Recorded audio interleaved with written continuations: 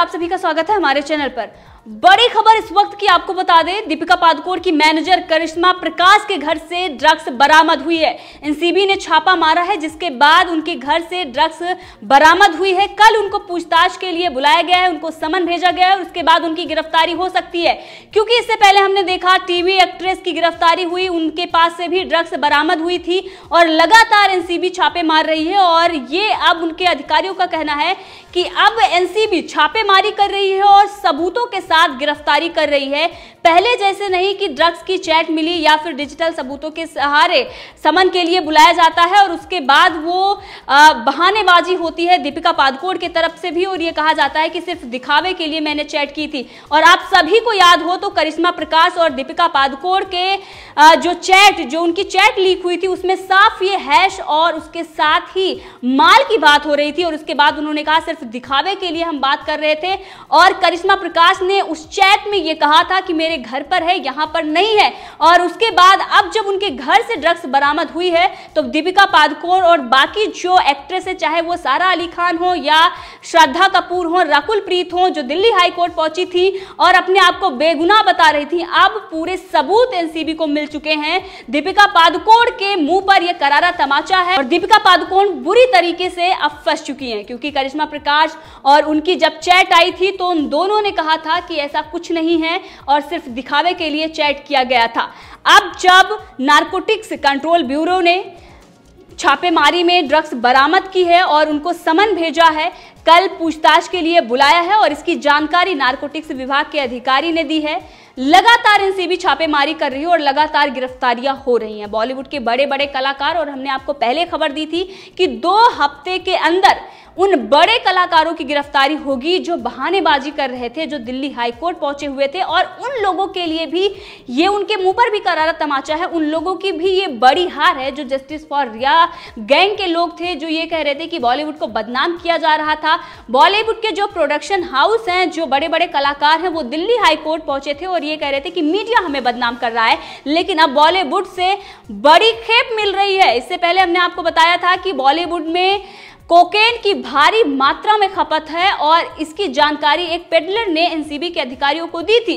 पूछताछ में यह पता चला था कि भारी मात्रा में कोकेन मुंबई में आती है, बॉलीवुड में इस्तेमाल की जाती है। अब जो ये हैश उनके घर से बरामद हुई है करिश्मा प्रकाश के, जो दीपिका पादुकोण की मैनेजर हैं, और इसी की बात दीपिका पादुकोण से उनसे हो रही थी, तब उन्होंने कहा कि सिर्फ दिखावे के लिए चैट की गई थी। एक तरफ वो ये कह रही थी कि सिगरेट को हम माल बोलते हैं, हैश बोलते हैं और आइसक्रीम से लेना देना है, तमाम बहाने किए गए थे। लेकिन जब अब ड्रग्स ही बरामद हुई है और ये सबूत है एनसीबी के पास, तो इस पर दीपिका पादुकोण क्या जवाब देती हैं। भले ही उनके पास वकीलों की लॉबी हो, बड़े बड़े वकील उनके पास हो, लेकिन अब सबूत जब मिल चुके हैं नारकोटिक्स कंट्रोल ब्यूरो को, तो अब दीपिका पादुकोण को कोई नहीं बचा सकता है। और एनसीबी लगातार इसी प्रयास में थी, इसीलिए उन अधिकारियों को भी हटाया गया था जो मीडिया में खबरें लीक कर रहे थे। अब सीबीआई चाहे एनसीबी एक्शन लेगी, उसके बाद ही खबर मीडिया में आएगी। पहले ऐसे हो रहा था कि एक्शन लेने से पहले उनको खबर मिल जा रही थी और यही हुआ था दीपिका पादुकोण के साथ। आपने देखा जब समन उनको भेजा गया था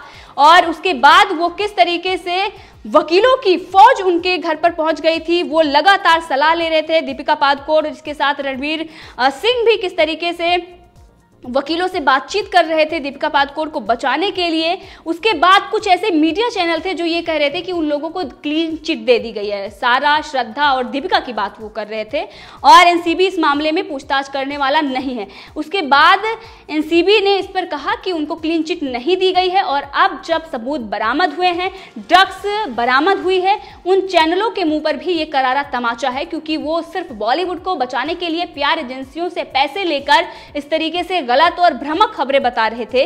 सुशांत सिंह राजपूत मामले में ये ड्रग्स एंगल से जो जांच हो रही है, इसमें बड़ी बड़ी गिरफ्तारियां हो रही हैं। टीवी एक्ट्रेस से लेकर जो बड़े बड़े एक्टर और एक्ट्रेस हैं, उनके भी नाम सामने आ रहे हैं और वो एनसीबी के रडार पर हैं। आपने देखा कि एक्ट्रेस ही नहीं बल्कि एक्टर के भी नाम सामने आए थे। रणबीर कपूर और इसके साथ ही शाहरुख खान और अर्जुन रामपाल, दीनो मोरिया, इनके नाम सामने आए थे। अर्जुन रामपाल का साला जो अफ्रीकी है और वो कोकेन सप्लाई कर रहा था, उसकी गिरफ्तारी हुई है। और ये पूरा जो रैकेट चल रहा था बॉलीवुड में, ये अंतर्राष्ट्रीय ड्रग्स रैकेट था। और जब ये लोग बॉलीवुड में सप्लाई कर रहे थे, भारी खपत थी, और इन्हीं से जानकारी ये मिली थी कि बॉलीवुड में कोकेन का इस्तेमाल बहुत ज़्यादा होता है, बॉलीवुड में LSD का इस्तेमाल बहुत ज़्यादा मात्रा में होता है। और यहाँ तक कि बहुत सारे ऐसे कलाकार हैं जिन्होंने अपने इंटरव्यू में खुलेआम ये कहा है कि हाँ, पार्टियों में परोसी जाती है, लेकिन आपकी मर्जी कि आप सेवन करते हैं या नहीं करते हैं। अगर आप पार्टी रखते हैं और उसमें ड्रग्स का इस्तेमाल करते हैं या ड्रग्स परोसी जाती है तो ये आपराधिक मामला है और इसमें जेल होनी चाहिए। तो अब इन लोगों की गिरफ्तारी होगी। और सिर्फ करिश्मा प्रकाश की बात नहीं है, बाकी जिन लोगों के नाम आए थे उन लोगों के घर से भी ड्रग्स बरामद होगी, क्योंकि वो लोग इस्तेमाल करते हैं। क्योंकि चैट हो या फिर पेडलर द्वारा नाम लेना हो, कोई झूठ में नाम नहीं लेगा।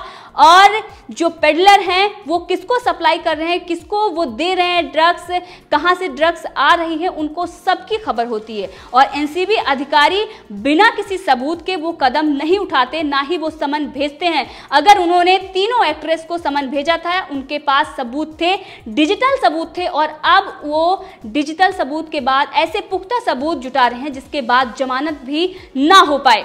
तो ये बहुत बड़ी खबर है और उद्धव सरकार के लिए भी ये बहुत बड़ी खबर है। जो ये कह रहे थे कि मुंबई को बदनाम किया जा रहा है, बॉलीवुड को बदनाम किया जा रहा है, बॉलीवुड की तुलना वो हॉलीवुड से कर रहे थे, योगी आदित्यनाथ पर वो निशाना साध रहे थे, आज उन लोगों के मुंह पर ये करारा तमाचा है। और उनको ये समझना चाहिए कि बॉलीवुड में जो गंदगी है उसे साफ करने की जरूरत है। ये कोई एक मीडिया चैनल नहीं बल्कि हर चैनल कह रहा है कि मीडिया इसलिए ये चीख कर रहा है क्योंकि समाज को आईना दिखाने का ठेका सिर्फ बॉलीवुड ने नहीं ले रखा। वो आए दिन दुष्प्रचार करते हैं, भारत के बारे में गलत चीजें दिखाते हैं और उसके बाद ये कहते हैं कि समाज को हम आईना दिखा रहे हैं, सुधार कर रहे हैं। बॉलीवुड में जो गंदगी है उसकी सफाई आज तक बॉलीवुड नहीं कर पाई, उसमें कोई सुधार नहीं कर पाई। अगर उसके सुधार की कोई बात करता है, सफाई की बात करता है, तो वो दिल्ली हाई कोर्ट पहुंच जाते हैं मीडिया के खिलाफ। आज ही उनको देखना होगा कि बॉलीवुड में क्या हो रहा है। और ये मैं नहीं बल्कि देश की जनता कह रही है, लगातार जनता ये सवाल पूछ रही है कि नारकोटिक्स कंट्रोल ब्यूरो को अब उन बड़े एक्टर और एक्ट्रेस को जेल में डालना होगा जिनका नाम सामने आया था और जिनके खिलाफ NCB को सबूत मिले थे, डिजिटल सबूत उनको मिले हैं, और जिसके बाद बहानेबाजी की जा रही है उसकी जांच की जाए और उसके बाद इन लोगों को जेल में डाला जाए। इसके पहले ही 25 से ज्यादा गिरफ्तारियां हो चुकी हैं। और शौविक चक्रवर्ती की अगर बात करें तो रिया चक्रवर्ती का भाई है और रिया चक्रवर्ती को लेकर जो लुटियंस मीडिया है वो लगातार उनके पक्ष में खड़ी हुई थी। महाराष्ट्र सरकार उनके पक्ष में है और ये कह रही है कि रिया चक्रवर्ती बेगुनाह है। अगर वो बेगुनाह है तो उनका भाई जेल में क्यों है? उन्होंने ड्रग्स का व्यापार किया, ऐसा नारकोटिक्स कंट्रोल ब्यूरो ने बताया, उन्होंने सबूत पेश किए। उसके बाद आज उनके भाई की जमानत नहीं हो पा रही है। रिया चक्रवर्ती जमानत पर हैं क्योंकि सारे इल्जाम उनके भाई पर लगाए गए हैं और उन्होंने अपने बचाव के लिए अपने भाई पर इल्जाम लगाए हैं। और दूसरी तरफ सशर्त उनको जमानत मिली है, जिसके बाद ये लुटियंस मीडिया ये कह रही थी कि अब तो रिया बेगुनाह है, अब लोगों को माफी मांगनी चाहिए। अब जब बॉलीवुड से ड्रग्स बरामद हो रही है तो उन लोगों को भी सामने आना चाहिए और उनको जनता से माफी मांगनी चाहिए कि हम तो ड्रग्सियों के, हम जो ड्रगी हैं उनके समर्थन में खड़े हुए थे, हम उनका समर्थन कर रहे थे, हम गलत थे। आज उनको माफी मांगनी चाहिए। बड़े बड़े निष्पक्ष पत्रकार महाराष्ट्र सरकार को इसको लेकर जनता से माफी मांगनी चाहिए, देश की जनता से माफी मांगनी चाहिए और उनको ये कहना चाहिए कि जिसका महिमा मंडन हम कर रहे थे, जिसको हम बढ़ा चढ़ाकर बता रहे थे, वहां पर ड्रग्स इस्तेमाल होता है, वहां पर आपराधिक काम होते हैं। ये जो चीजें अब सामने खुलकर आ रही है, महाराष्ट्र सरकार के मुंह पर कालिख पोतती है और इसके साथ ही मुंबई पुलिस पर भी, जो इतने दिनों से ये इस तरीके से गंदा खेल चल रहा था और वो कोई भी कार्रवाई नहीं कर पाई। सबको पता है, ऐसा बहुत सारे जो बॉलीवुड में काम करते हैं वो आकर चैनल को बता रहे हैं कि सबको पता है कि इसका सेवन होता है। अभी हमने देखा लुवीना लोध ने किस तरीके से महेश भट्ट को लेकर खुलासा किया, लेकिन दोबारा उन पर ही केस कर दिया गया और उनको किस तरीके से फटकार भी लगी, ये देखना होगा। अगर कोई सच्चाई सामने लेकर आता है, कोई न्याय की मांग करता है, एक महिला जिसे परेशान किया जा रहा है, जिस पर केस किया जा रहा है, जिसको काम नहीं दिया जा रहा है, उसके जो वर्कर्स हैं, जो उसके घर पर दूध वाले हैं, वो जो काम करते हैं, उनको परेशान किया जा रहा है, उनके जो सोसाइटी का सेक्रेटरी है वो उनको परेशान कर रहा है, वॉचमैन परेशान कर रहा है, सबका सबूत है, उन्होंने वीडियो बाकायदा डाली है, लेकिन उसके बाद भी उनके ऊपर ही मानहानि का मुकदमा हो जाता है और उनको परेशान किया जाता है। तो बॉलीवुड में बहुत सारी ऐसी चीजें हैं जिसका खुलासा होना चाहिए और सच सामने आना चाहिए, और सच सामने लाने वालों को जिस तरीके से प्रताड़ित किया जाता है, उनके खिलाफ हाईकोर्ट पहुंच जाते हैं और कोर्ट भी इस तरीके से टिप्पणी करता है, उस पर अब ये देखना होगा कि सुप्रीम कोर्ट को भी अब ये एक्शन खुद ब खुद लेना चाहिए, स्वतः संज्ञान लेना चाहिए कि बॉलीवुड में जो गंदगी है उसको रोका जाए और नारकोटिक्स कंट्रोल ब्यूरो जिनके पास डिजिटल सबूत हैं, उस सबूतों के आधार पर भी इनको गिरफ्तार किया जाना चाहिए और इनकी जांच अच्छे से होनी चाहिए। वहीं पर जिन लोगों को क्लीन चिट मिल जाती है उस पर भी जनता सवाल पूछ रही है कि आखिर ऐसे लोगों को क्लीन चिट कैसे मिल जाती है जिनके घर से ड्रग्स बरामद हो रही है। तो इस पर भी सवाल खड़े हो रहे हैं, लेकिन अब इस बार एनसीबी पीछे हटने वाली नहीं है। अब पूरे देश में जो ये ड्रग्स का गंदा खेल चल रहा है, जो ये रैकेट चल रहा है, जो विदेशी ताकतें हैं हमारे देश को बदनाम करने के लिए, हमारे देश को बर्बाद करने के लिए, युवा पीढ़ी को बदनाम करने के लिए बॉलीवुड के सहारे, क्योंकि बॉलीवुड को पैसा चाहिए और उनको देश की बर्बादी, और दोनों मिलकर देश को बर्बाद करने पर तुले हुए हैं। लेकिन केंद्रीय एजेंसियां ऐसा नहीं होने देंगी और राष्ट्रीय सुरक्षा सलाहकार अजीत डोभाल पर देश की जनता को पूरा भरोसा है कि वो इस नेक्सस को तोड़कर ही रहेंगे और भारत की जो आने वाली युवा पीढ़ी है उसको बर्बाद नहीं होने देंगे। तो इस पूरे मामले में आप भी अपनी राय दे सकते हैं, कमेंट करके जरूर बताएं।